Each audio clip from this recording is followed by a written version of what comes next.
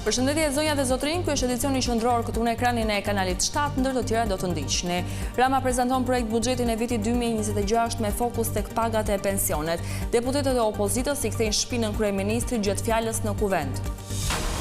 Belinda Balluku deklaron se nuk i komenton vendimet e drejtësisë për çështjen për të cilën po hetohet, ndërsa opozita largohet nga parlamenti në shenjë proteste. Berisha pyetet për herë të parë në SPAK për vrasjen e 4 protestuesve në bulevard, mohon të ketë dhënë urdhër që të qellohet mbi qytetarët e pafajshëm.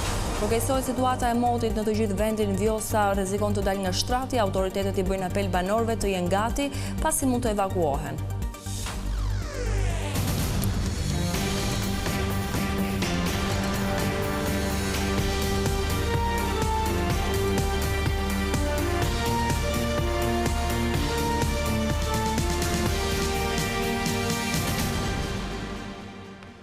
Do të vjojmë gjërësisht me lajmet. Projekt buxheti vitit 2026 është prezantuar në parlament nga kryeministri Edi Rama. Ai tha se rritja e pagave dhe pensioneve janë prioritet i mandatit të 4, por gjatë kohës që Rama fliste në foltoren e kuvendit, opozita i ktheu shpinën në shenjë proteste.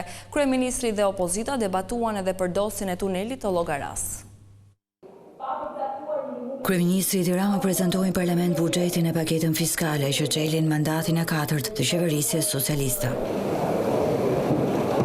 Por diskutimi i ligjeve më të rëndësishme financiare të vitit u kthye nga opozita në një debat për nivelin e korrupsionit në Shqipëri. E në shenjë proteste, deputetët demokratë kthyen kurizin kryeministrit Edi Rama përgjatë gjithë fjalimit të tij. Shumë faleminderit për këtë lehtësim që i bëni fjalimit tim, sepse më mirë shpina se fytyra juaj. Para se sqaronte buxhetin, kryeministri Rama ju kundërpërgjigj akuzave të demokratëve për numrin 2 të qeverisë Belinda Balluku e marrjen të pandehur të saj nga SPAK-u për tunelin e Llogaras. Për sa i përket tunelit Llogaras, dua të them se ai 50 milionshi është si 450 milionshi i inceneratorëve.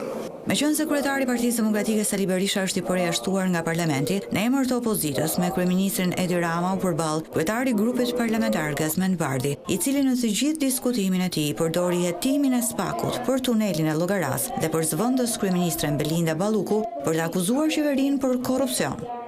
Ku të dëgjoni që Rama dhe Ballukët e tij në qeveri, po ju tregojnë sa mirë jetoni, tregojeni këtë dosje të SPAK-ut. Është tuneli i Llogaras, ku vetëm në një tender të paracaktuar nga Edi Rama dhe Belinda Balluku janë zhdukur të paktën 50 milion euro.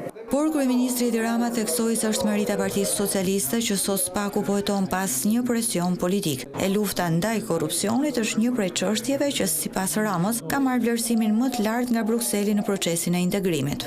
Nëse sot Shqipëria për herë parë në histori heton pa dallim, kjo jo vetëm është merita ekskluzive e Partisë Socialiste të Shqipërisë, por nga ana tjetër botërisht dihet se Partia Socialiste e Shqipërisë është edhe garantja ekskluzive e asaj pavarësie.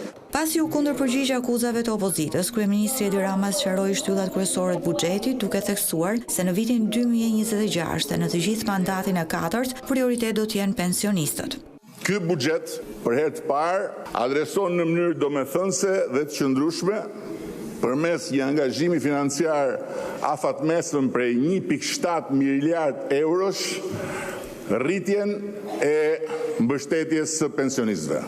Por për demokratë buxheti i vitit 2026 nuk do të shërbejë për të përmirësuar jetën e qytetarëve, por do të shërbejë interesave personale të kryeministrit Edi Rama e numrit 2 të qeverisë Belinda Balluku. Buxheti 2026 ka vetëm një të vërtetë. Në pjesën më të madhe e tij, ai do të menaxhohet nga Belinda Balluku, një e pandehur nga prokuroria e posaçme për abuzime me fonde publike, dhe nga Edi Rama, pengu i saj bashkëpunëtor në korrupsion, fiktivisht në krye të qeverisë. Vetë kryeministri Edi Rama u largua nga parlamenti pasi mbaroi fjalën, ndërkohë që i gjithë grupi parlamentar i Partisë Demokratike mori vërejtje për gjestin e kthimit kurizit ndaj shefit qeverisë Edi Rama. Donë se është marrë e pandehur për tenderin e tunelit të Llogaras, numri 2 i qeverisë Belinda Balluku tha se nuk do të merret me asnjë prokuror apo gjyqtar, por do të pres vendimin e drejtësisë. Gjatë fjalës në parlament, ajo nënvizoi se po përballet me sulme personale, ndërsa akuzoi opozitën për standarde të dyfishta. Zëvendës kryeministra e cila mban detyrën e ministres infrastrukturës dhe energjisë Belinda Balluku shfrytëzoi seancën plenare për buxhetin për të sqaruar pozicionin e saj në raport me hetimet që prokuroria e posaçme po kryen për çështjen e tunelit Llogaras. Në shenjë proteste ndaj Balluku, deputetët demokratë braktisën sallën e parlamentit në momentin që numri 2 i qeverisë mori fjalën.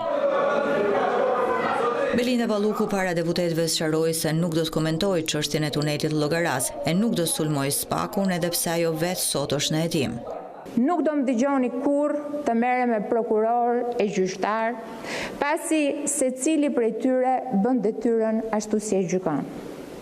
Nuk do prononcohem kurrë për çështjen në hetim, pasi ato kanë rrugën e tyre, të cilën do e ndjek me diskrecion të plotë, derisa e vërteta të marrë formë të prerë, cila do qoftë ajo. Nga foltorja e kuvendit, Balluku deklaroi se ajo ndodhet përballë një sulmi personal.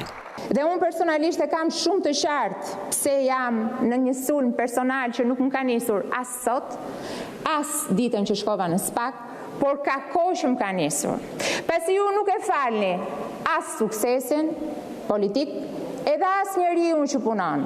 Numri 2 i qeverisë përsëriti sot mbështes reformën në drejtësi duke akuzuar Partinë Demokratike se mban dy standarde në raport me SPAK-un dhe sistemin e drejtësisë. Kur SPAK thret Saliun dhe Lozni ku kam qefti me zarfin, i cili është zarfi që pret 15 vite populli shqiptar për drejtësi, për një vrasje shtetërore në 21 janar, atëhere SPAK-u ndikohet nga Edi Rama. Por kur sipas jush merret me majorancën, atëherë ju bëheni martirët e drejtësisë, bëheni britma dhe klithma e saj. Gjatë fjalës në kuvend, Balluku replikoi disa herë me Agron Shehajin, të cilin kryetari i kuvendit Niko Beleshi vendosi ta përjashtoi nga seanca. Unë me shumë prej jush jam përballur politikisht. Dhe jam përballur në fush betej, aty kur duhet të dalin dhe të përballen burrat.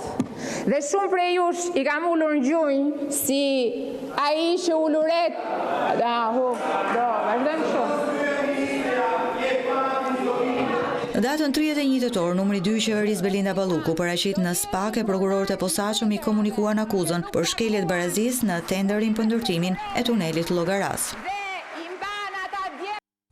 Sali Berisha është detyruar për herë të parë të japë shpjegime në prokurori për dosjen e 21 janarit. Gjatë dëshmisë në SPAK, ai deklaroi se nuk do të kishte dhënë urdhër për të qelluar mbi protestuesit.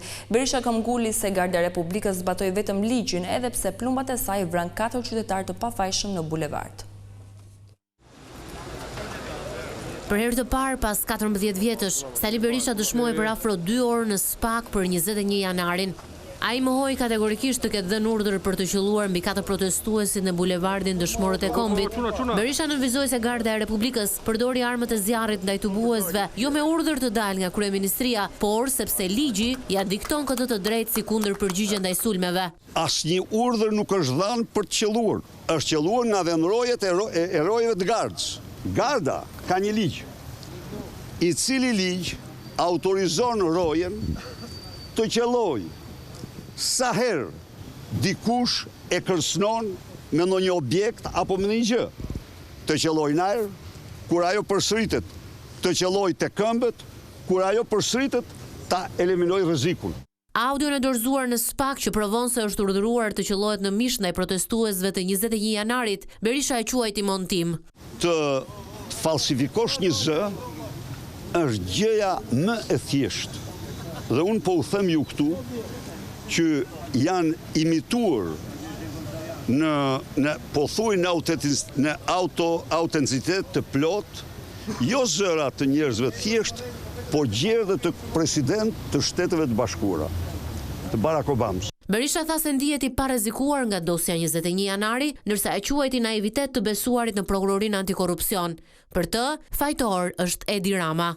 Organizoi për epshet e pushtetit të tij protestën më të dhunshme në historinë e vendit.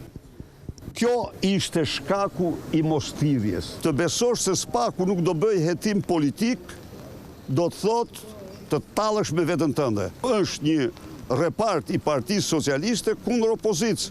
Që në 15 korrik të vitit të shkuar, kur SPAK u detyrua nga gjykata e lartë të rihap dosjen e 21 janarit, 8 persona janë thirrur për të dëshmuar. Ndër zyrtarët më të lartë të shtetit që janë pyetur në SPAK janë ish ministrat e brendshëm, Lulzim Basha dhe Sajmir Tahiri, por edhe shumë deputet të kohës. Procedimi penal është regjistruar për 3 akuza të rënda, vrasje në rrethana të tjera cilësuese, shpërdorim detyre dhe kryerja e veprimeve që pengojnë zbulimin e së vërtetës. Ministri i Financave Petrit Malaj siguroi në parlament se projekt buxheti 2026 do të ndikojë direkt në mirëqenien sociale. Ai foli në veçanti për rritjen e pensioneve dhe indeksimin e pagave në administratë. Projekt buxheti i vitit të ardhshëm, dokumenti më i rëndësishëm ekonomik i shtetit, parashikohet të jetë rreth 886 miliard lek ose 8.8 miliard euro. Ai do të vjet në dispozicion të institucioneve publike për të mbuluar shpenzimet nga shëndetësia dhe arsimi, te skemat sociale, investimet në infrastrukturë, drejtësia, bujqësia dhe siguria kombëtare në kuadër të angazhimeve ndaj NATO-s. Për herë të parë, të ardhurat e shtetit ton parashikohet të arrijnë në rreth 30% të prodhimit të brendshëm bruto dhe investimet publike në 6.5% të prodhimit të brendshëm bruto. Këto nuk janë thjesht vetëm shifra, këta janë tregues se kjo qeveri nuk e ka ndaluar punën e saj për të ndërtuar një ekonomi që financon zhvillimin, pa i rritur barrën qytetarëve, që administron me kujdes dhe që shpenzon me prioritet dhe investon me vizion. Një nga risit kryesore të projekt ligjit lidhet me pensionet. Qeveria synon të zbatojë një formulë të re rritjeje, e cila parashikon bonuse të përmuajshme. Për këtë qëllim, në projekt buxhet janë planifikuar 100 milion euro për rritjen e pensioneve, ndërsa 16.5 milion euro do të përdoren për indeksimin vjetor.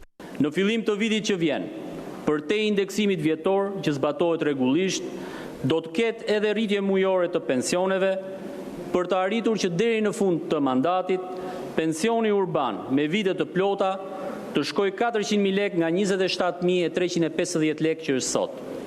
Pensioni urban i pjesëshëm të shkoj mesatarisht 22.000 lek nga 15.850 lek që është sot. Pensioni rural të shkoj në 18.000 lek nga 11.500 lek që është sot.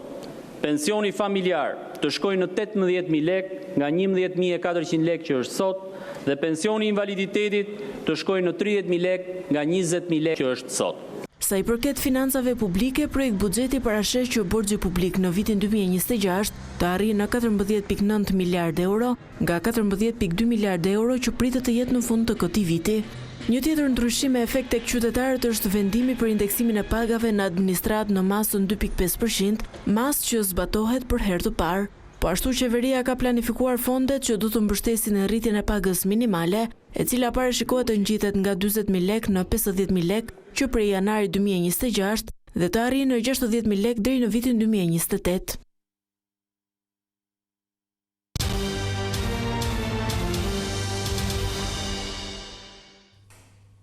Situata e shkaktuar nga moti keq me rreshje intensive është përkeqësuar gjatë orëve të fundit. Lumi Vjollës ka arritur pikën kritike dhe rrezikon të dalë nga shtrati, ndërkohë në 10 fshatrën në jug dhe juglindje të vendit mungon energjia elektrike.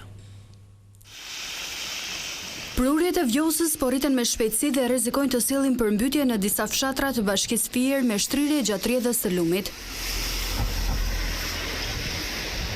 Kreu i emergjencave civile Haki Çako inspektoi situatën në urën e Mifolit në zonën e Novoselës. Për momentin jemi në një situatë në kontroll, pasi edhe nivelet janë në rritje, por vlerësimi vëhet në bazën e prurjeve që maten në parametrat e përmetit dhe të Memalie. Çako foli edhe për situatën në qarkun e Vlorës, ku në Delvin dhe Finiq ka patur banor të evakuar.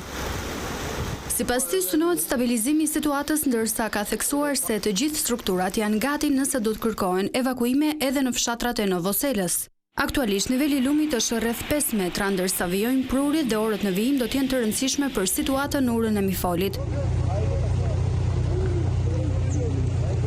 Sipas informacioneve më të fundit, në bashkimin Delvin deri më tani rrugët janë të bllokuara nga prurjet. E pakalueshme është rruga për në Lefterhor, Kakodhiq dhe Varfaj. Rruga Fushvëri Kalas kalohet me shumë vështirësi ku rrezikohet nga proji Gutinës, pasi ka dalë nga shtrati dhe rrezikon të prish rrugën në rreth 1 kilometër. Lumi i Kalasës po ashtu ka dalë nga shtrati dhe ka filluar e pogërryen fushat e fshatrave Kalas, Fushvëri, Vergo, Kopaçës, Palavli, Bajkaj, Van dhe Blerinas. Ndërkohë 10 fshatra në qarkun e Gjirokastrës po vuajnë mungesën e energjisë elektrike. Moti i keq ka shkaktuar anomali në sistemin e shpërndarjes së energjisë në zona të shumta, kryesisht ato malore.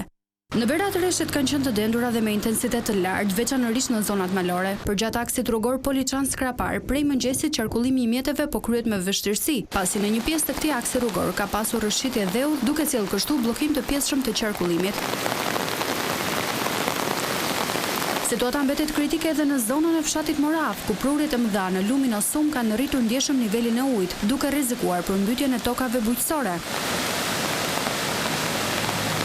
Autoritetet bëjnë apel për kujdes të shtuar gjatë lëvizjes në rrugët rurale dhe malore, veçanërisht në orët e natës. Në juglindje nga ana tjetër për shkak të stuhis, ka patur probleme me energjinë elektrike në fshatrat e njësive administrative Vithkuq në Korç. Fshati Podgozhan në Pogradec, në stacioni elektrik i qytetit të Ersekës po ashtu dhe ai i Leskovikut paraqesin probleme. Për shkak të rreshjeve, probleme ka patur edhe në Borov të Ersekës, ku rruga që të çon drejt Leskovikut ka qenë bllokuar për disa momente për shkak të inerteve në rrugë. Ndërsa në fshatin Taç dhe Psar prurjet e lumit kanë shkuar deri në oborrin e disa banesave. Të gjitha ndërmarrjet e shërbimeve të bashkive të Juglindjes janë duke punuar për të mbajtur situatën nën kontroll. Edhe në veri, moti i keq ka sjellë problematika të shumta, përveç rrezikut të daljes së lumeve nga shtrati, disa fshatra të thellë malor janë izoluar si pasojë e shembjes së urave dhe rrëshqitjes së rrugëve. Rreshjet intensive të shiut të shoqëruara me erë të fortë që kanë përfshirë qarkun e Lezhës gjatë 24 orëve të fundit vazhdojnë të rëndojnë situatën në terren. Në bashkinë Kurbin nuk janë raportuar problematika gjatë natës, ndërkohë në Mamuras po kryhet pastrimi kanaleve kulluese, po ashtu në Shpërdhet vazhdon puna në argjinaturën e lumit Droj dhe pastrimin e inerteve. Banorët thonë se niveli i ujit është i frikshëm duke rrethuar banesat, ndërsa solli dëme të shumta në bazën ushqimore për bagtit. Ka shkabru kretë, 1500 nga jonjë, 1500 nga jonjë, kamionçinën. Shive si e ka zane, ka shkatru. Niveli i ujit në borë ka qenë 1,20 m, qitu më pak në rrugë 3 metra, 2 metra gjysmë ujë. Të fri ka vëneta natë nëne, këtë ujt i këtu si vishan basha i deti madhë, po ortej. Mjetet e forcave të armatosura po punojnë në sistemin e aksit Skuraj Vinjol Gallat dhe në përforcimin e urës së dëmtuar nga prurjet e lumit Skuraj, ndërkohë në Mamuras ndodhen efektiv me një vark për raste emergjente. Në shkollën Nën Tereza u shënua prezencë ujë në obor ku strukturat e bashkisë ndërhyjnë menjëherë. Mësimi vjen normalisht, ndërkohë familjet e evakuara janë sistemuar në konviktin e shkollës Kolingjoka. Në Fan janë 2 fshatra të izoluar nga shembjet e dherave ku është bllokuar edhe transporti i fëmijëve drejt shkollës, ndërkohë janë dëmtuar urat pasarel në disa fshatra. Në fshatin Shëngjin dhe Kurbnesh është bllokuar rruga kryesore që lidhet me Lurën dhe ka bllokime rrugësh në disa fshatra të tjerë. Hidrovorët nga ana tjetër funksionojnë me kapacitet të plot, ndërsa grykat e kolektorëve në Zadrim, Zemen dhe Tale janë hapur dhe punojnë normalisht. Në Shkodër mbetet i bllokuar segmenti ndërhysaj Breg Lumi nga rrëshqitja e gurve, ndërsa punimet për hapjen e tij vijojnë.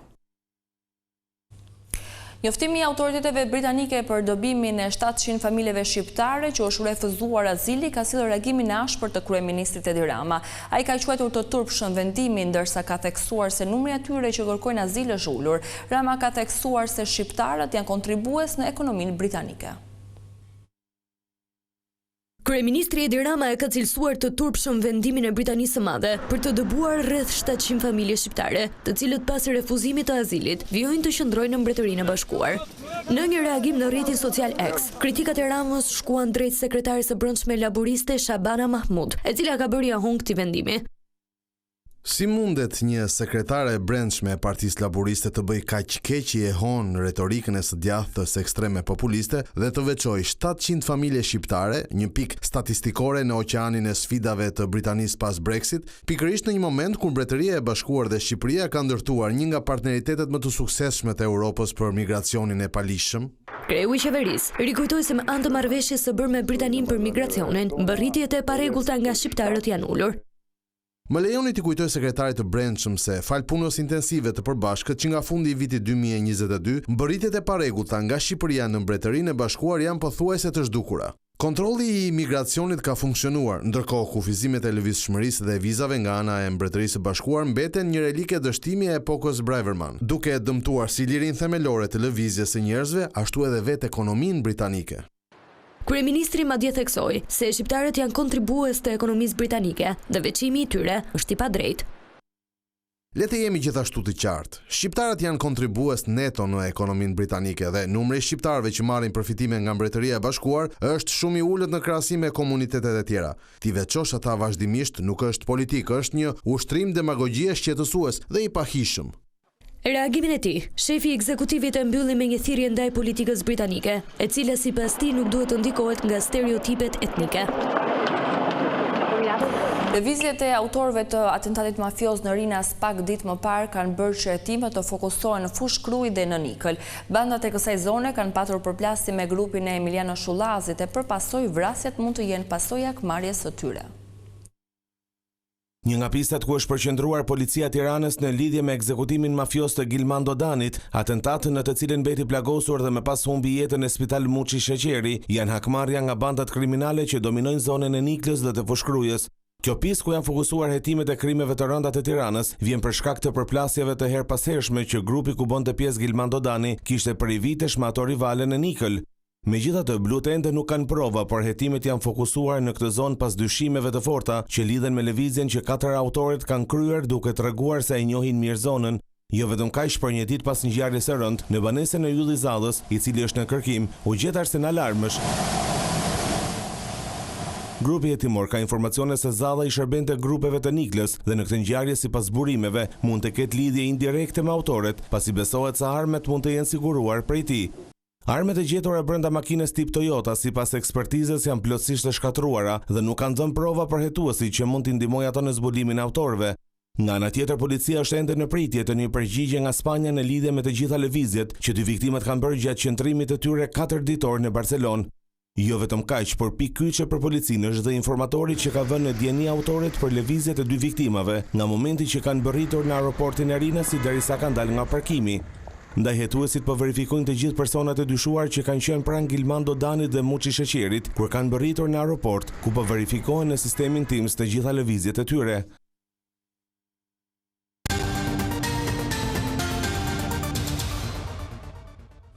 Kosova do të shkojë në zgjedhje të reja pas dështimit të Glauko Njufsës të kalonte qeverinë e re në parlament. Partitë e opozitës i kërkuan presidentes Vjosa Osmani që të shpallë sa më parë datën për të dhënë fund edhe krizës së zgjatur politike.